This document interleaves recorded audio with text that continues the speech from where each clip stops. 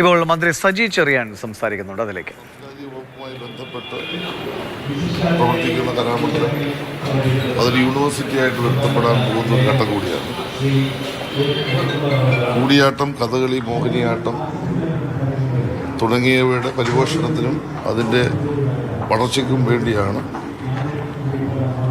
കലാമണ്ഡലത്തിൻ്റെ ഈ centre of performance and outreach എന്ന project ഇവിടെ ആരംഭിക്കും. അത് വളരെ വിജയകരമായ ഒരു ഔട്ട്ലെറ്റാണ്. നല്ല രൂപത്തിൽ ഇനിയും ഭാവിയിൽ പ്രയോജനപ്പെടാൻ പോകുന്ന ഒരു പ്രോജക്റ്റാണ്.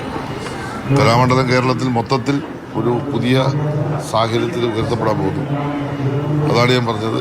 അത് യൂണിവേഴ്സിറ്റിയായി ഉയർത്താൻ ഗവൺമെൻറ് ഇപ്പോൾ നിശ്ചയിക്കുന്ന ഒരു ഘട്ടമാണ്. അതിൻ്റെ നടപടിക്രമങ്ങൾ അവസാന ഘട്ടത്തിൽ എത്തിയിരിക്കുക. പക്ഷേ അതോടൊപ്പം തന്നെ ഈ മത്സ്യത്തൊഴിലാളികളുടെ ദുരിതം കൂടി വരികയാണ്. കാരണം ഈ കപ്പലിൽ നിന്ന് പോയ അവശിഷ്ടങ്ങൾ ഇപ്പോഴും കൊണ്ട് വലകൾ തുടർച്ചയായി കയറിക്കൊണ്ടിരിക്കുന്നു. കൃത്യമായ നടപടികളിലേക്ക് പോകുന്നില്ല. ദാരിദ്ര്യത്തിലേക്ക് പോയിട്ട് വരുന്നു എന്നാണ് മത്സ്യത്തൊഴിലാളികളുടെ ആക്ഷേപം. എങ്ങനെയാണ് ഇപ്പോൾ ഇതിൻ്റെ തുടർച്ചയായിട്ടുണ്ടാകുന്ന കപ്പൽ അപകടങ്ങൾ, എങ്ങനെയാണ് ഇതിന് സർക്കാർ വകുപ്പെല്ലാം കാണുന്നത്? കപ്പൽ അപകടത്തിൻ്റെ ഭാഗമായി കണ്ടെയ്നറുകൾ കടലിലേക്ക് വീണ സന്ദർഭം മുതൽ സംസ്ഥാന ഗവൺമെൻറ് ചെയ്യേണ്ട മുഴുവൻ കാര്യങ്ങൾ ചെയ്തു. അതിലൊന്ന് ഞങ്ങൾ ചെയ്തത് ഈ കണ്ടെയ്നറുകൾ എത്രയും വേഗം എടുക്കുന്നതിനാവശ്യമായ നടപടികളിലേക്ക് പോകണം.